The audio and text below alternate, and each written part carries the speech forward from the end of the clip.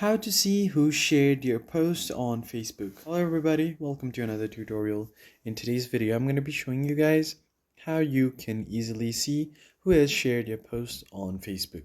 But before we get started, I want you to head down below to give this video a quick like and hit the subscribe button. Now, let's begin.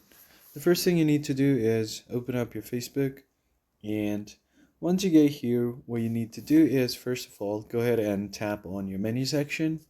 Once you get here, tap on the settings icon right here, or if you scroll down, tap on settings and privacy. You can find your settings from there as well. And once you open up your settings, scroll down under preferences, you'll find notifications, tap on it. And here you will have to find something called this more activity about you. So just tap on it.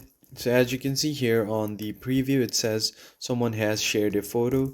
So make sure that this notification is turned on, which will let you know who has shared a post. And just make sure all of these are turned on. Once you do that, and if someone has shared a post from your profile, so let me just go to my profile. So let's say someone just shares my post like this.